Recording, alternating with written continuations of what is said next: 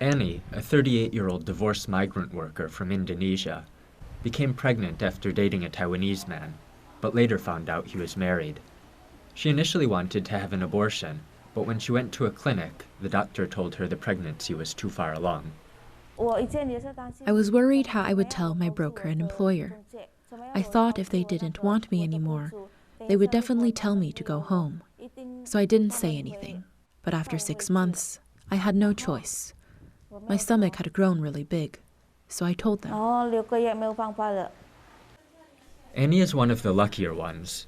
Her employer gave her 2 weeks off to have her baby, and after giving birth, she received help from a Taiwanese charity called Harmony Home, which provides shelter and childcare to pregnant migrants and their children. Harmony Home has sheltered many mothers and babies over the years and is currently taking care of about 120 children. Many of the women here pay only 100 Taiwan dollars a month for childcare, and sometimes nothing if they can't afford it. Some of the women are several months pregnant.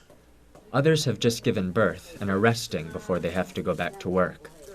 But not everyone is lucky enough to keep their job after becoming pregnant. Andan gave birth to a baby girl in February. She got pregnant after going home to Indonesia to visit her husband and their first child. Even though she has 2 years left on her work contract, her broker dismissed her after finding out that she was pregnant. She later changed jobs, but the new employer didn't want to keep her when it became obvious that she was pregnant. So she ran away and is now staying at the shelter while looking for another job.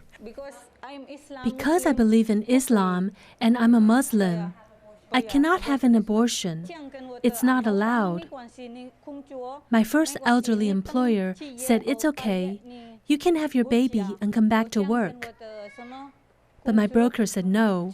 You cannot stay in Taiwan if you have the baby. I can't go back to Indonesia yet because I've only made a little money here. If I go back now, I won't have earned enough. This NGO is very good. They give us food and help us a lot. Nicole Yang, the founder of Harmony Home, says even though the law allows migrants to have babies in Taiwan, the government does not adequately enforce its provisions. Many women are fired or risk being let go when they get pregnant, so they choose to have an abortion.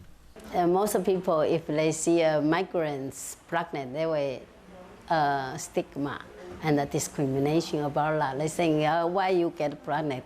You are not stay with husband, then you come to Taiwan work, why you get pregnant? But I think most of the migrant women, they like me, they like you. We all need the men to love us. Then we need to have children we need the next generation to take over our everything, right? So they have dream, they have a hope. I think for meet one good man and have their own children is most important in their life. So they make decision to challenge, to do it. Some women have worked as migrant workers since their youth. Ms. Yang says it's important for the host country to protect their right to start a family. In past 12 years, we have 400 children, babies, but still have a lot of abortions. That's not necessary, I think.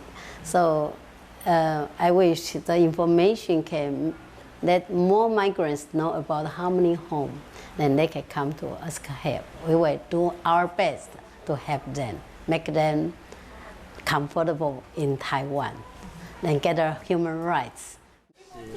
Officials at Taiwan's Ministry of Health and Welfare's Child Welfare Division caution migrants that what they think is good for them, keeping their babies with them, may not be good for their children.